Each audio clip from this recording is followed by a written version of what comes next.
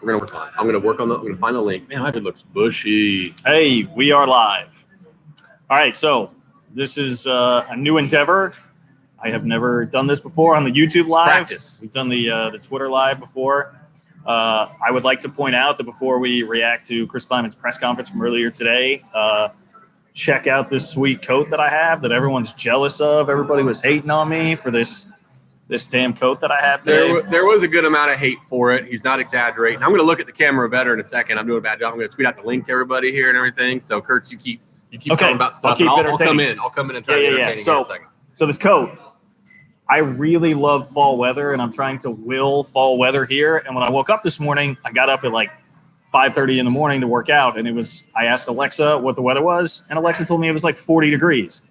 So when Alexa tells me it's 40 degrees, I'm going to put on a heavy coat, and I just kind of have rolled with it since. And it's really cold in the Steel and Pipe Supply Team Theater. They better give me something for that shout out. And yeah, so I've just been rocking this coat. I hope everybody enjoys it. But we just got back from the Chris Kleiman press conference today, so we did want to give you a little bit of reaction to that. And I want to kind of see how this goes. I would love to be able to do this every week, just give you some instant reaction to what we've heard from Chris Kleiman, from the players, and all of that. Is my filibustering almost so close? I think I've tweeted out the link. Okay. I'm also going to go put the link on the message board real quick. Yeah, so KSO, and then if you guys have questions, feel free to. Can they say them here in the live chat? You should be able to see them in the live chat. Okay. So let me try. Guys, this is a lot of practice, so I'm going to come into the live chat and say, we're hey, Kurtz, test running this, but I promise you the content will be gold. Oh, yeah. Hey, so if you get in here. So people do get in here, and you want to drop in a question, feel free to do so on the live chat. You can also do it on Twitter. I'll try and check my phone for some of that. I know I got a Twitter question or two earlier on. Also, so if I look at this right now, Matt, does it look like I'm looking into the camera? Let me go back to the video. Look like I'm looking into the camera. So I'm going to pull up the video if I was a viewer of this, like people here hopefully are. I got to go to the John Kurtz page again, which if you're not subscribed to, please. It's just subscribe, clicking a button, man. Subscribe, click that button, turn on the notifications. Man, that's always a good I'm thing somebody. Cameras here. I'm somebody who I've been on 100 YouTube pages and I look at their stuff all the time and don't subscribe. So I'm not trying to be a hypocrite and tell you to do it when I don't do it. But subscribe to his page. You know? Yeah. Thank you. Yeah, it looks good. Okay. Boy, you're like not on the screen at all. Oh, okay, because you're bending over. All right. Tomlin says Rivers is a Hall of Fame QB. That settles the debate. Well, yeah, it does. Okay. I think. Board. That's not what we're here to talk about today. Board.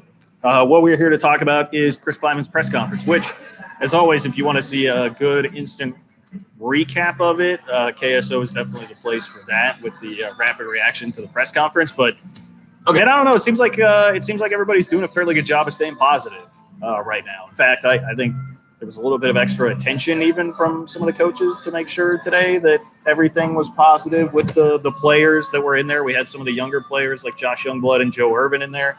And it just seems like you might expect if you've been around Chris Kleiman and heard Chris Kleiman, he is a very positive, uplifting guy. And I think they know. I don't think it's caught them by surprise that they've lost 2 games like this in a row. I think they had a pretty good idea of what they were stepping into. And because of that right now, they're trying to just make sure that these guys know and understand, like, hey, it's not all going to be great. There are going to be some issues here. We have some things to fight through. There are some talent deficiencies, but the biggest thing we can do right now is stay positive and keep things going because they don't view this like fans. They do not have that attitude that my Twitter mentions do right now. Like, oh, how are we even going to beat Kansas and all of that? And I said it yesterday on Wildcat Insider. Like, it is just a time to chill out a little bit and understand that this team will get better. And this team is not as bad as they seem right now, just like they weren't as good as they sounded like when they were 3-0. No, you're absolutely. I'm laughing at the questions. The questions are fun.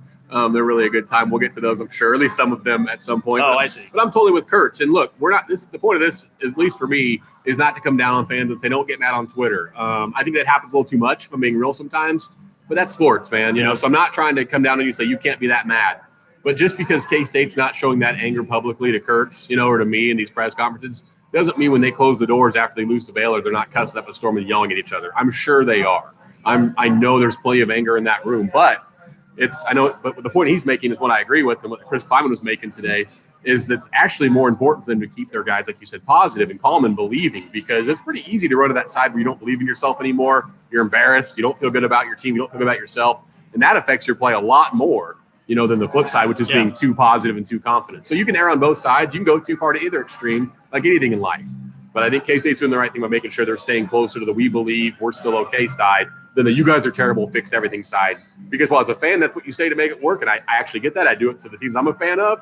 That's not how you coach a team. Yeah, well, and I would say that's Kleiman's deal, right? Like that's his whole philosophy and strategy. I think there's another part of this here where it probably feels a lot different than Bill Snyder, who is much more like, okay, we've got to fix these execution things. We have to do this. This is, Chris Kleiman is not really wired like that. So to keep the whole message of your program consistent, you can't just come down and act like a Bill Snyder did. And I think that there's some of that where it's like breaking the habit of what everything was before. And I'm not saying that all fans are like upset by the messaging that's coming across right now, but I think just trying to give you a picture of like, I would guess that this staff feels like, okay, we have a team that is going to be at a talent disadvantage a lot when they're going out there on the field. So I would like them to believe in themselves as much as possible and keep things as positive as possible instead of thinking in a mindset of, boy, if I don't execute this correctly, then, it's way easier to get down on yourself like that than just keeping positive and being like, hey, even if things aren't going the way we want to right now, I still have a coach that believes in me. I'm still going to go out and try and make plays, and eventually, hopefully, something will turn. I think that's the general strategy instead of with Bill Snyder. It was like, I don't care what the talent disadvantage is. How many times last year did we hear, like, well, we just have to execute. We got to execute. We got to execute. And I don't think that was a very, in the end, effective strategy by the time that it all run its course. No, and I think by the, in my opinion of why it's also so okay to share this kind of mindset of keeping players positive and working forward is everything that you said. And me and Kurtz aren't just going to agree the whole time on here like we do on the game and on this, that kind of stuff, but I agree with them. But I think the thing is because this staff's also willing to sit there and say they're doing things wrong to cause these mistakes too. If they're going to sit there and not mention, hey, we got too cute against Oklahoma State, or we got too cute against Baylor, or whatever it is. If they're not going to put that on themselves and only do the execution, then you better expect the anger and the fire and the brimstone, because that's all you've got. But that's not who the staff is. They know they're doing things wrong too to make up for this. And again, like there still is anger, there still is frustration. Like look at Chris Kleiman's face in the press conference a couple of times today. Look at it against Oklahoma State on Saturday after the game. He's not okay with losing, guys. I mean, like Kleiman get upset today? He did. There's some questions in there about it, for sure about it. And look, man, he sure did. I mean, like it is. I just don't understand it. He's mad. Okay, he's mad about losing. He's mad about things like that. He cares, but the answer is not to throw your team under the bus and say it's all their fault. Which I know some fans want to hear that. And that would make them feel more comfortable that Chris Kleiman's got a handle on this and he's going to be okay. And we'll see if he has a handle on it. We'll see if he wins over the next 3, 4, 5 years. But he's doing fine with handling his team's culture right now. By the way, I do appreciate the snarky and funny comments that are coming in there. Right there. I think Matt and I have a pretty good grasp on how to cover the Big 12, Scott. Thank you. I'm still new to it. I'm still kind of new to it. I'm still learning a little bit personally. Yeah. Well, so coverage is coverage. On that topic, one way to ask the question, I think, about the coaching staff adjusting so far, I thought, was to just ask what they've learned, what Chris Kleiman feels like they've learned through 2 weeks. And I'm not trying to just pat myself on the back because it was my question that I thought was the most interesting answer. But Chris Kleiman did admit, again, to overthinking some things against Oklahoma State, although this time went into a little bit more detail with it, where he said that the rain delay actually hurt them because they had so long to go over a bunch of different play calls and what they wanted to do, and that they overthought some things. And, the second part of that, what was the second part of that answer that they need to do better? It was basically like learning what they're capable of at certain positions, which makes sense, right? Like they're finding out where some of these talent deficiencies really are and how much they can put on the plate of different positions. And like Kleiman mentioned, hey, at quarterback, we can throw a lot of different adjustments at somebody. We can throw a lot of different adjustments at somebody at corner because we have a group that has more experience, has been around, or the talent level is higher. He didn't call out other groups, but other position groups on the team, they just can't do as much tinkering with because those guys either aren't there from a talent standpoint or they just aren't ready from a mental standpoint. You think about, like, there's only so much you can do if you throw Chris Herron out there because he's a true freshman that wasn't even planning really on being a receiver when he came in. Right. And I think the staff came in, they're going to be positive guys. They're going to default to being positive and believing in good things when they're new to something. We heard all the time how pleased they were with the roster and the players in their position. They still love these kids. They still do love them. But you heard today a little bit, hey, we have to get separation. We have to make explosive plays. You still have to get open. They're acknowledging, without throwing under the bus, in my opinion, the fact that, the roster needs to get better. Yeah. He was asked specifically today directly in a good manner. Is the roster more deep at North Dakota State than it is at K-State? It's important to always note that coaches ask that question before you get mad that he said yes, they were. But yeah, they were, because he built it for 8 years. They got to build it around, a lot of different advantages to that level of football that maybe aren't happening in the state of Kansas. I've had their coaches tell me off the record that it's easier to recruit at K-State than there. So it's not an easier at North Dakota State thing. They love recruiting the state of Kansas for high school, junior colleges. It's not an excuse, but it's different. And I think that's the thing they're starting to acknowledge is they came into it, they looked at their roster, they tried not to make predetermined, decisions based on what guys like I in the media say or what last year's tape said or whatnot. So they believe these guys can make plays. They've learned a few of them can't do some of the things they're asking them to do. They're blaming themselves for that and have to figure out how to make those guys more successful. To me, it's not excuse making. It's saying we failed in these certain things, but talent does matter, guys. The players do matter, but there's still things we can do better. And I like the fact that with Chris Kleiman and his staff, I think they are more willing to, understandably, kind of lead you to, okay, yes, we do have some talent deficiencies and say that. Whereas when we were asking those sorts of questions to Bill Snyder last year, I think there's more defensive-ness there because you're the guy in charge of the program and recruiting and bringing those players in. I think this coaching staff understands, like, hey, this is what we inherited. So they can be a little bit more honest about that. Absolutely. I'm absolutely about that. I think that's a certain thing or a true thing. And then something like a discussion I think maybe we had off the air or whatever last week is you'll see people ask questions like, well, what's wrong with true freshman X or true freshman Y, and why aren't they using them at this position? And the thing you got to remember when you ask that question, one, it's your right to do it, but it's like we have to learn too. It's a different year. It's a different staff. It's a different time. This staff has pretty much shown if they think Chris Herron is a good option, they'll throw out there for 20 snaps, against Baylor. If they think Joe Irvin's a good option, they'll play him. So if there's a kid not playing as a freshman, it doesn't mean he's not good. It doesn't mean don't hope that, like you said today, that Cooper Reeby can't be a great player. There are freshmen not playing who the staff loves, but if they're ready to help them, they'd be playing. There's things to question, but I think there's things that so far this staff has proven, hey, we can trust they're probably putting who they think the best players are on the field. Yeah. So question here from Black Ema KSO. Wouldn't going 1v1s beat up the team more than 1v2 later in the season? Maybe I'm dumb. I don't think you're dumb, Black Ema. I think that's a fair question. Dumb. I don't. He's a good Twitter guy. He's a good all things. For sure. I think so. The strategy there, and I think what that's really referencing is that Chris Kleiman said a lot that basically they're letting some of the younger guys this week in practice go up against more or less starters, or at least players on the fringe of starting to see what they can do and develop them. And I love that aspect of it because I think the problem made things so hopeless last year is things were going south and Snyder still wasn't playing some of the younger, more talented players like a Malik Knowles just to get them out there, get them reps, get them experience, and therefore build for something in the future. It was, we'll try and squeeze everything we can out of these players we trust and not so much build for things down the line.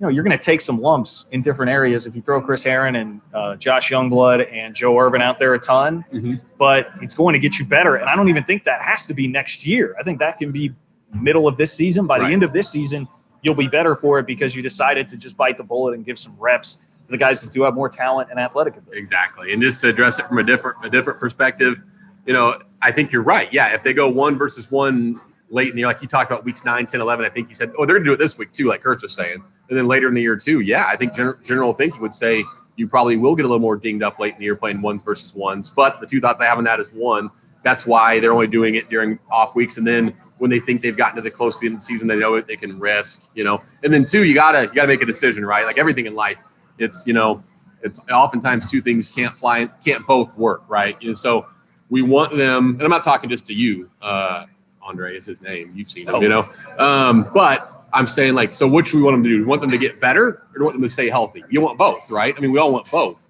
But when you're losing games, you got to start getting better, and that may be at the risk of keeping guys healthy. So you're not wrong. I mean, it absolutely could be a concern for sure, whether it's now or doing it late in the year. But I think you're picking your poison a little bit with a team that's underdeveloped a little bit. Maybe you take that risk and you do say, hey, let's go 1-versus-1, good versus good. Don't want to lose anybody, but we got to get better somehow. Yeah, I mean, it's kind of like what Scotty Hazelton would say about defending Oklahoma State.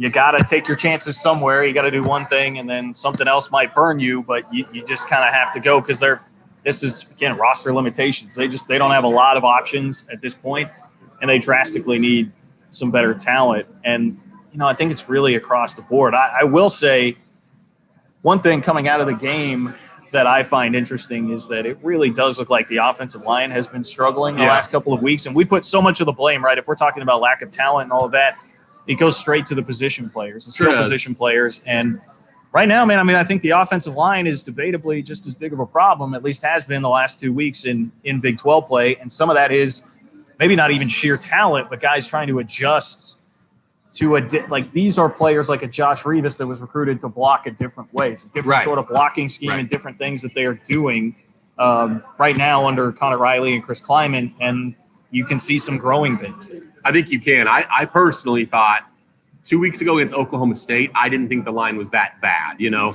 I didn't think it was good enough to win the game. I thought there were issues on the offensive line, but I thought I thought that game, if I'm being totally transparent, was 90% receivers, 10% line, and then whatever you're going to put on the quarterback. I think this past week against Baylor, I don't think that flip-flopped, but I think it got way closer. And maybe it was even more the offensive line's fault. I think that the receivers were better. They were better. I think the offensive line is doing okay. And I think, again, but it's one of those things like I don't want to sound like the cliche coach. I really don't. But when you have a team that's not crazy talented, and most teams aren't. I mean, the league outside of a couple, most teams aren't. K-State doesn't have a ton of talent. You need so much to go right. You can't have a play where the offensive line does its job and does well. It kind of plays over 10 a little bit and maybe dominates, where Skyler then makes the right read, where the receivers all run the right route, but then none of them you get separation. Like, so much has to go right on a play now. Now, if you flip the script this week, Skyler's a little more comfortable. He manages the pressure a little bit to all play well at once, and I think that's the biggest challenge. And I agree with you. I think the offensive line, the last week and a half, whatever you want to call it, I think it's become part of that issue a little bit. Yeah.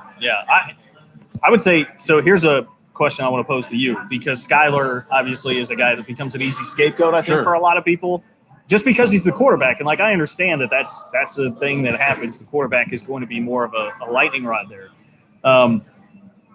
Where would you rank Skyler on the list of things that are causing this team to lose games? Not very high. I mean, he is. Sorry to cut you off a little bit. Not very high. I mean, that is the question. He is part of the problem. So make that very, very clear. Like, he is not playing great. He's not even playing particularly good. He is part of the problem. He's part of the reason K-State is losing games. So what I'm going to say is not just to defend Skyler. But I don't know that he's in the top 5 or 10 problems. I would list I came up with a list earlier of 5 things that I would put. I mean, I think even a chat last night, I think the term I used was probably not 5 to 10. So if I were going to sit here and list them out, I'd probably put, injuries, depth, offensive line, receiver play, inconsistency on special team. I mean, there's a number of things I would say go ahead of Skyler Thompson's play as to why. So it's one of the things in life, it can be both. It can be somewhere in the middle. He might not be playing great right now, and you have some right as a fan to be saying, man, Skyler has to play better. But it's like you said, it's easy to look at that guy and say it's because Skyler's playing bad. Well, he kind of is, but he probably could have played at this level the last couple of weeks on a different team or a different program, and maybe they win both those games. Not because of him, but he may have been good enough to win those games on other teams. Yeah, I mean, here's the thing. Early in the year, when I was very much loving up Skyler and what he was doing, I thought, like, hey, this is a guy that looks like he can elevate the play of the rest of his team. Yeah. I think what we're finding out is he's just not really quite at that level. Yeah. And a lot of college quarterbacks aren't, to be honest. But I think he's still an average to above average Big 12 starting quarterback. And the problem is that with what's around him, for the team to be performing better, he would need to be a great quarterback to really have them legitimately winning games because of him. And he's not. And so I get it. I know that there's a thought like Mason, who is blowing up this chat with a bunch of stupid Cardinals questions. I mean, is baseball really going on? I mean, I didn't even know. I didn't know it's game 5 right now. Yes. I had no idea. Yeah, baseball's going on. But yesterday, or maybe it's Saturday after the game, whenever the hell it was, Mason. But Mason's like, Mason hates on Skyler because he thinks that we defend Skyler too much. And there probably is a lot of that. And it's honestly, look, I know that I seem to blame everything, but you can blame Bill Snyder for that because it's the residual from last year. It's not so much this year. It's like the residual of last year where we felt like things were so messed up. And Skyler was the biggest example of that and kind of a microcosm of what was going on. So, yes, there has really been Scott. I mean, just reading the comments on here is better. Scott, man. But yeah, you know what I'm saying? Like, so, yes, do we protect Skyler more than the average quarterback? We do. Do we do it because of what's happening this year? I would say no. It's much more because of what happened last year, and everyone's still kind of dug in on those sides. Is Skyler Thompson a major problem on this team right now? I would say no. In particular, the way that he played against Baylor, and he showed that he got better and the receivers got a little bit better. you just have to understand that there's a lot more that's wrong with this team, and it's easy. It's just so much easier to pick out when Skylar does make a mistake. Right. And, like, I appreciated sitting next to DY at the game on Saturday because Makes one of us. He could point out to me like offensive line things that were going wrong, and I'd look at it and say, "Oh yeah, that's right." Like, and I wouldn't have really noticed that because I'm not watching it enough, and it's harder to notice when things like that are going wrong, and it's easier to notice when things happen against the quarterback. So it's honestly, and by the way, Mason, Alex Delton completed 4 passes for 2 yards on Saturday. 2. No picks. Yeah, no picks. I just want to add to that. Like, I've seen stuff on Twitter, on our account, or on our site or whatever. It says, what about Skylar? You told us to use this 95 on PFF. And my thoughts to that are just like, we were just telling you the numbers. Whether like PFF's numbers or not, like, they're not opinion, they're not fact either, but like, it's just a number. You know what I mean? So like, was I excited to tell you that K-State's quarterback was the highest rated in the country? I sure was. And maybe I was too excited to do it. Maybe I was too happy to tell you that your quarterback was playing well. Yeah. But you don't got to turn around then and say, well, what happened? You said he was this. Well, I was just telling you what he was scoring, right? I was telling you a number or a stat or a fact. And because he was not a prediction of me saying he will be the best quarterback in the country the entire season. I probably overhyped him a little bit. I personally like Skylar Thompson because I think he's a good kid, and that does influence me, and that's bad as a journalist. Yes, and that's another part. That's bad as a journalist, and I'm admitting all that. But I can tell you at the same time, he's not doing enough to carry K-State to wins, and he's not even playing. He's playing like a C. So I'm not even saying he's playing well. He's part of the problem. But we aren't defending this kid to an extent that's irrational, in my opinion. It is probably a little bit biased. I don't disagree with that. But I think we're trying to tell you guys, like, he's not playing as bad as you think. And I think we sincerely believe that. But because of our like for him, it probably comes off sometimes as us trying to defend him. And there's probably some truth to that. It's all true. Scott, I totally agree about Mason's Twitter account, by the way. I had a great Twitter account this weekend was Grant KSU. Boy, I loved it. Tell you what, I'm not joking. That's not gimmick. That's not a joke. It's not shtick. I loved it. When the Cats lose, Grant KSU comes to play, man. I'll tell you that much. Rango Jones, on the topic of Skylar, how many more wins would you give us if he were to go down the rest of the season? 0. 1, maybe. Maybe they beat Kansas. Sure. They probably would win a game. I don't know. Maybe it's against Kansas. Maybe they just win a game somewhere else because other things West step Virginia up. At home, maybe. But I mean, I think when you have a team that we're talking about the talent being 9th or 10th best in the Big 12, you take away probably their most talented offensive player who happens to be quarterback, the only position, the only experience they have there. I guess I would say, I don't know if they win another game. That's not to say Skylar's the difference between winning and losing, and he gets all the credit if they win. But I think if you take him away, I don't know. They're in major trouble. Yes, that would be one of those, like, you're a Chiefs fan. A lot of hate for Eric Fisher over the years, but you watch that Cam Irving game on Sunday. Like, the number one. Like, tackle. Wait, that's right. Okay, Eric Fisher actually isn't that bad, and I wish that Eric Fisher was still there. It would be a similar scenario. You don't there. know what you got till it's gone. That's all. Do we? I feel like if we're doing a press conference recap video, we do have to close this out with Kleiman getting bad. I mean, we didn't totally really address that. He got asked a question about. Basically, how would you paraphrase the question? I'm trying to paraphrase it in the most polite way possible. Chris Kleiman, earlier in the presser, had said that he admitted that he thought they got too cute in the hour and a half against Oklahoma State rain delay and tried to drop too much stuff and tried to be too creative, and it didn't work. He owned it all. So that quote was then taken, and it was presented to him as you said yourself, you've had some issues, with trying to be too creative in these games. Is this you trying to learn how to coach in the Big 12?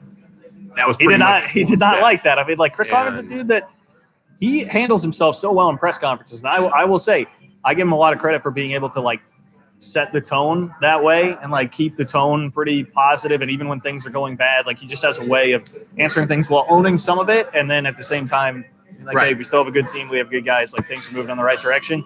He was not happy. I mean, he was not happy. And I think it all goes back to, like, he does. If you're someone that thinks things aren't fiery enough right now, you should love it because one thing he gets real fired up about is you trying to accuse him of being just an FCS coach, and therefore it's not going to translate to this level because this is like big boy football. And I think he felt like that was the insinuation with the question. And he's been telling us the same thing. Football is football since his introductory press conference in December. That's the point I'm trying to make with this whole rant on it too, is it's okay to challenge Chris Kleiman. Like, I think he's okay with it too. I've not asked any real hard-hitting questions. I haven't done anything to go pat myself on the back for. I feel like I tried to on Saturday with the fourth down stuff. But I'm not saying that you haven't. I'm just saying, but I think we've asked him things that allowed him to say things that he hasn't done well, and he's been okay with that.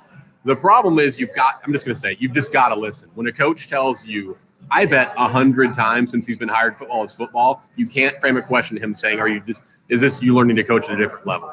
You know it's going to offend him. You know it's going to, if you're thinking, you know it's going to make him mad. That's why he got mad. He doesn't mind being challenged. He doesn't mind being asked about things he did against Oklahoma State. You asked him directly, are you being, I'm paraphrasing, but are you being a little conservative with these fourth down punts and kicks, I asked him very passively and nicely, but hey, tell me something you've done wrong in your game. I mean, like you can challenge him, but he's made clear to all of us 100 times that he doesn't think the game changes at different levels, right or wrong. That's a whole different topic. He's made clear his stance on that. So if you're going to ask him about that, be ready for him to tell you, hey man, for the 100th time, no matter what you believe, I don't think there's a difference between these two levels and how I learned to coach and play in these games. And I also just don't the Big 12 aspect of it to me is a little bit weird at this point because, they went and won at Mississippi State. I know it's a slightly different style, I suppose, but can we just look at it and say they've probably just played two better teams the past 2 weeks than what Mississippi State was in hindsight? So, kind of to me, a fairly tired narrative. And I think Chris Kleiman was right to get a little bit upset by it. You know what? To be totally fair, and I mean this sincerely, maybe the person asked the question didn't mean it that way. Maybe they didn't. And I could believe that. Yeah, 100%. No, I would too. But but don't frame it in a way that's saying to you, hey, you haven't been a Big 12 coach before, right? Are you learning how to do it now? Is this what's happening when you're losing games? You know what you're going to get with that. And you've got to understand that's how you ask the question. Anything interesting you thought from the players today? I thought it was pretty mundane from the players. It was. I do think I just think their genuine sense of belief and positivity is real. I think they believe they're going to win more games. I think every team believes that, so that's not unique or news to anybody watching this. But I don't think their spirit's broken. I don't think it's even really shaken. I think they'll practice really hard and work really hard. And if they're good enough, I think they'll beat TCU next week. And if they're not, they won't. I mean, nothing's groundbreaking there. But I guess all I can say is there's no you've felt in the past, right? I shouldn't speak for you, but you could say we've felt in the past an underlying feeling of they don't really believe this stuff. They don't really believe. That's not the case right now. We'll see if it works, but that's what I would take away from today. Yeah, I would agree with that. All right. He's good on the mic. Yeah, I like me some Blaze Gammon. Yeah. Blaze Gammon, pride of Blue Valley West High School, BB Dub.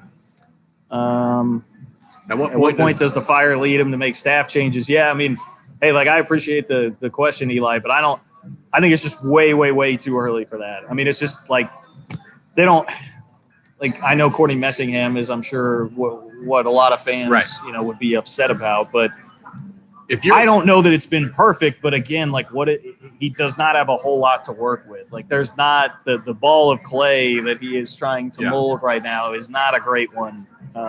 And so you have to be patient there. You have to be patient. And I'm not trying to imply that you mean this any certain way, Eli, tongue in cheek or serious. I don't know. Eli's a good dude. Yeah, so I'm not trying to imply any of that. I'm just saying what Les Miles does would have no impact on how I think a good coaching move is. So if Les Miles is firing OCs in week 5, it would not inspire me to fire an OC in week 5 because Les Miles did it.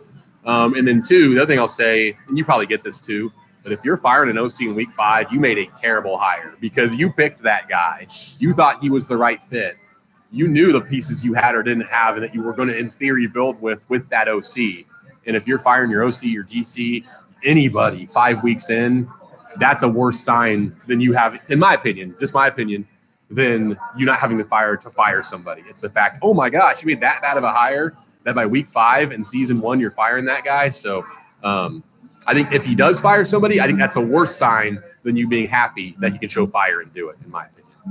I'll be honest, I'm not well versed enough on the Kansas situation to really know what was going on there, but the impression that I'm getting is they love this offensive analyst guy that they had and think that he's better. But that seems very drastic when their offense hadn't been that bad. Terrible.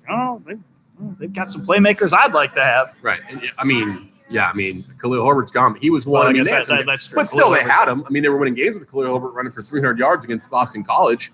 You take him away against West Virginia and Oklahoma. Did he miss both those games? So TCU and Oklahoma. You take him away. And, oh, my goodness, the offense looked a little bit worse when you lose a good player off your offense. So I'm not defending, Les Koenig or have a opinion on how good he is or isn't. But, pretty fast. And their offense just put up 20 against a better Oklahoma defense. It's weird to me. Yeah. Here's the good thing.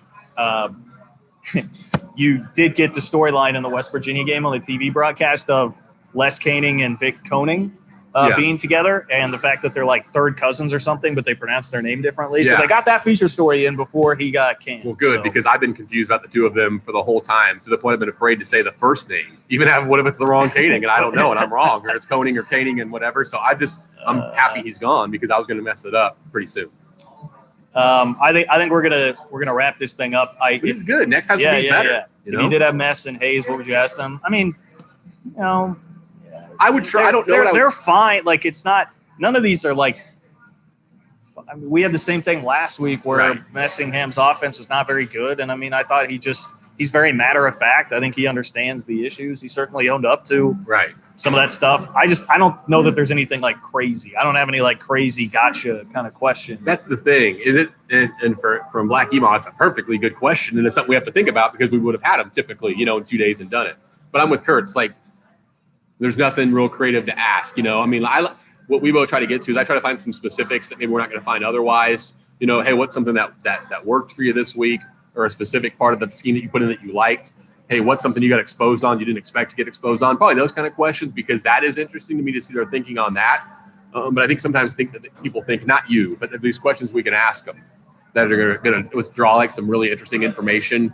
And yeah, these guys, we don't have to do that. I guess what I'm saying is we don't have to do that with them. Like, they're going to tell us how their team played. Right. They're going to tell us what they did wrong without us even asking. It's almost harder to ask. I've said this before. It's almost harder to ask Kleiman, Hazelton, et cetera, questions, not because they're not polite. They're very polite, but they already told us the answer. By like 3 or 4 questions, they've already really said everything they're going to say. And now it's just us asking the same things over and over again, so I can feel like I'm important to ask the question. It's not, the previous regime, it was like a shroud of secrecy, and you did have to pick your spots and figure out the right way to kind of try and infiltrate. I sure did. Just very much different.